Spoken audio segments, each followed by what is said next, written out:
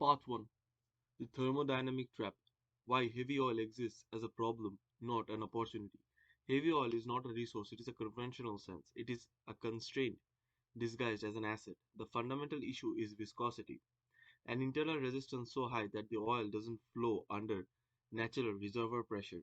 Unlike conventional crude, which responds to pressure gradients and flows with minimal intervention, heavy oil behaves closer to semi-solid.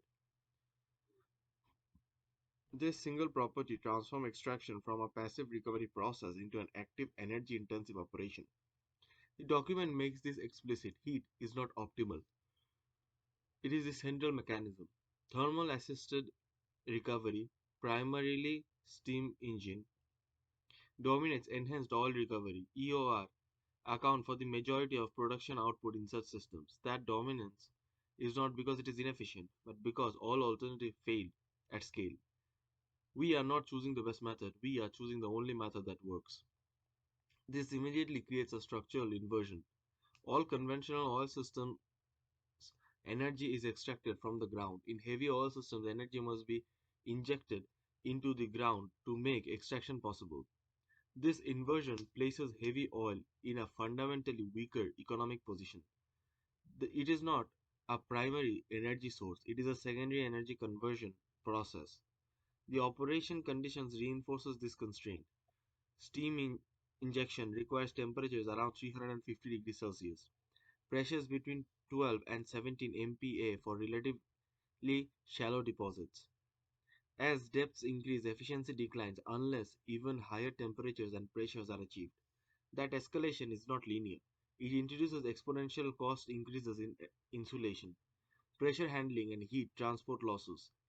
Each additional meter of depth erodes our margin.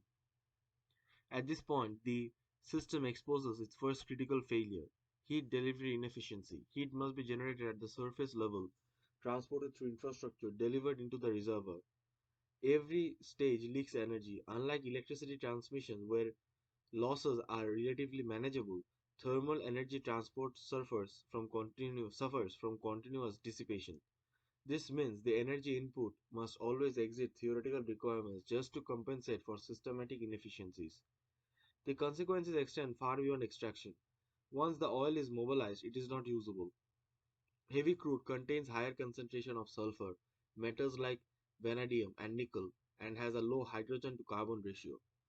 They must undergo upgrading, an additional energy intensive process involving hydrogenation or carbon rejection. Hydrogenation, the preferred method due to higher yields, introduces another layer of energy demand because hydrogen itself must be produced typically through process like steam, methane, reforming. This creates a cascading energy dependency. Injecting energy to extract oil, then inject more energy to refine it into usable products. The system compounds inefficiency at every stage. The document quantifies this. Energy consumptions can reach 40 to 50% of the energy content of the produced oil when upgrading is included. In extreme cases, such as the Orinoco Belt example, total energy input approaches 44% of output. This is not a margin, it is a warning. The second order effect is environmental and economic fragility. High energy input means high emissions of fossil fuels are used as heat source. Simultaneously, high operating costs make the system highly sensitive to oil price fluctuations. When prices fall, the entire operation becomes uneconomical almost immediately. The environment references this directly. Lower oil price scenarios leading to declining thermal EOR pro- production rates. The third order effect is strategic irrelevance under stable energy markets. When conventional oil is abundant and cheap, as was historically the case with OPEC supply and new discoveries, heavy oil becomes unnecessary. It is only activated under scarcity conditions. This places it in a reactive but not proactive position within the global energy hierarchy. At this stage, the core reality is clear. Heavy oil extraction is not about the resource abundance, it is about energy leverage under constraint. The system only functions when energy input is stable, cheap, and scalable. Without that, the entire model collapses under its own inefficiency. This is where Power enters the discussion not as innovation but as an attempt to resolve a structural deficit. Part 2. Nuclear invention, solving volatility while creating rigidity. Nuclear power is introduced into the system for a single reason: to eliminate fuel volatility in an energy intensive process that cannot tolerate instability. Heavy oil extraction fails under fluctuating input costs.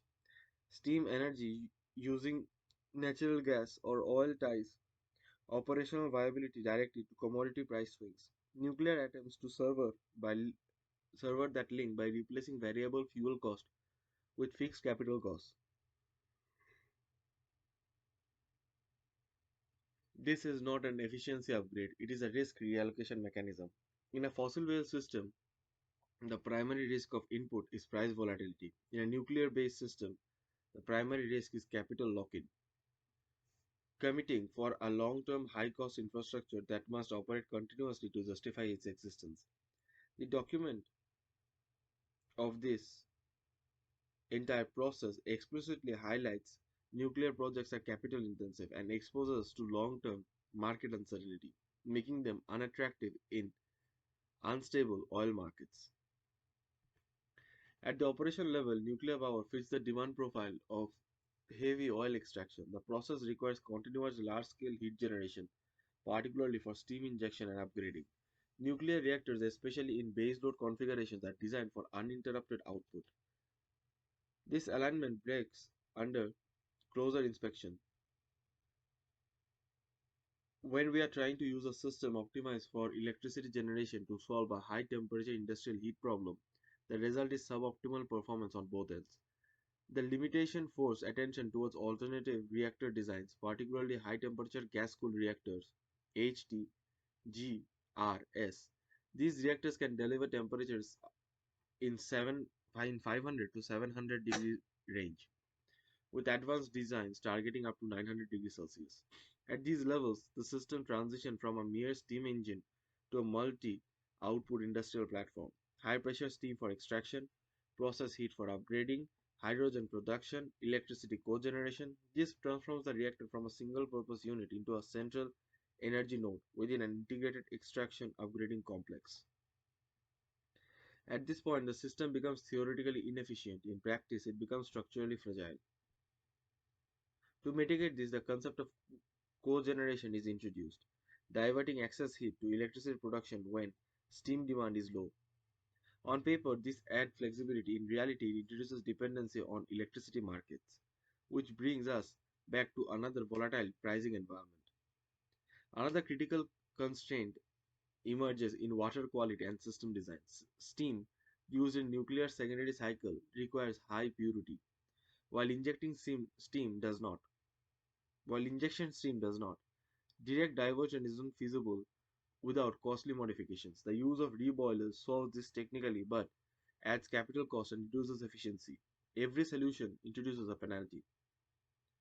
The economic argument for nuclear hinges on historical studies showing cost savings compared to coal-based steam production, estimated at 25 to 50% under certain conditions. These numbers are conditional and time sensitive.